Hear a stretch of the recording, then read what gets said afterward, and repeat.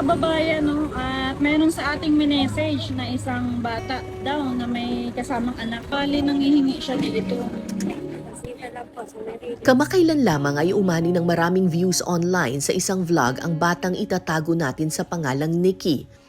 Tulad ni Yanyan, menor de ina rin si Nikki na ngayon ay 15 anyos na at may 8 buwang sanggol. Ang ama ng kanyang anak nakilala lang din niya online at walang trabaho. Binisita ko si Nikki sa isang bayan sa Laguna. Hello po, Hello ma'am. po. Kumusta? Kumusta po? Ikaw si Opo. Sabi niya, di ko naman anak yan eh.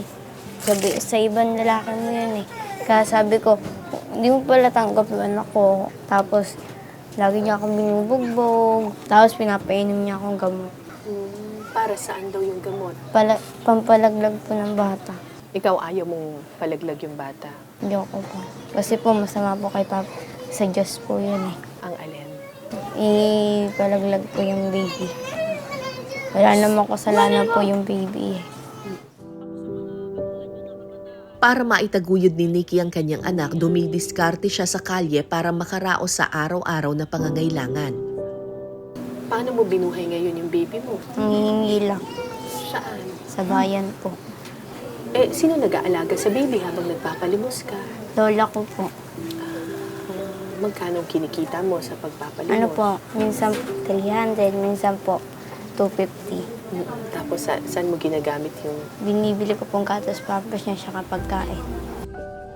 Matapos siyang makapanganak, hindi natapos ang paghihirap niya sa kanyang kinakasama. Wala na siyang pakialam sa ano. Kahit umiyak po, yung nagkasakit po to, yung nagkabulate po sa ilong, di niya po iniintindi. Kahit daw mag-isa, kakayanin ni Nikki na buhayin ang kanyang anak at susubukang makabalik sa pag-aaral. Bakit gusto mong bumalik sa pag-aaral? Gusto ko po makapagpunta po sa... Kasi May pangarap po ako sa buhay eh. ano yung pangarap Gusto ko po maging abogado. Malaking hirap ang dinaranas ng mga menor de edad na nagbubuntis. Iniisip ng karamihan na dito na nagtatapos ang kanilang mga pangarap sa buhay.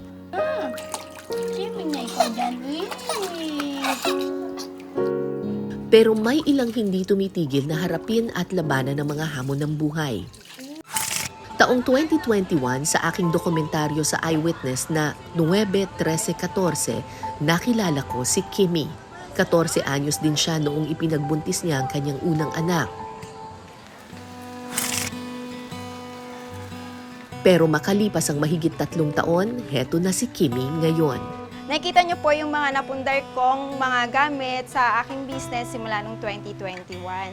Ito po yung para sa cutting machine, sa mga stickers. Ito mga nagagawa, pwede nyong ilagay sa mga motor, sa tumbler, or sa mga case. Tapos pwede rin po dito sa suklay, ganyan, kung gusto nyong pangalanan yung mga gamit nyo. Ito po, napundar ko po last year, mag-press. Ganito, nakakagawa ng ganitong design. Lahat po ng pwede nyong i-design, pwede po.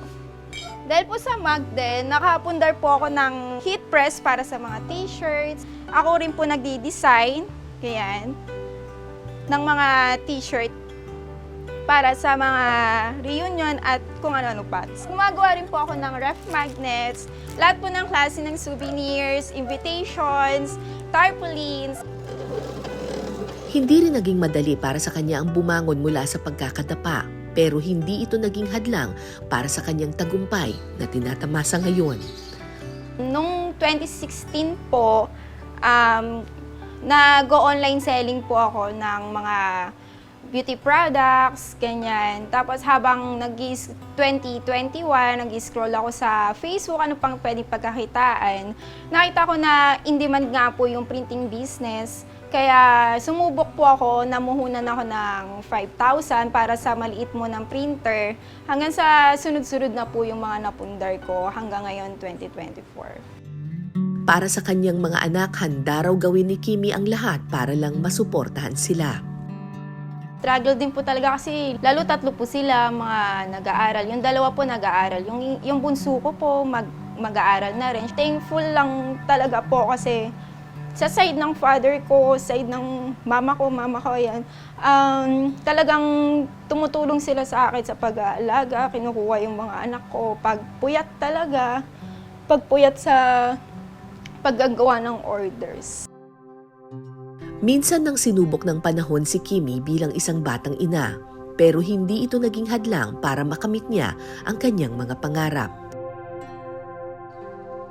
Kaya payo ni Kimmy sa mga tulad niyang naging menor de ina, Sa mga teenagers ngayon na buntis, ganyan, maagang nag-asawa, maagang nagbuntis, huwag susuko. Sa una lang talaga mahirap, lahat ng judgment ng mga tao sa inyo, kailangan patunayan nyo sa kanila na hindi ka hanggang dyan lang. Kailangan patunayan mo sa kanila na aangat ka sa buhay, magtatagumpay ka rin sa buhay. Tulad ko, ganyan, marami na ring napundar, may mga sa printing business, marami na rin alam na trabaho online. Aangat din hanggang sa biglaon, giginhawa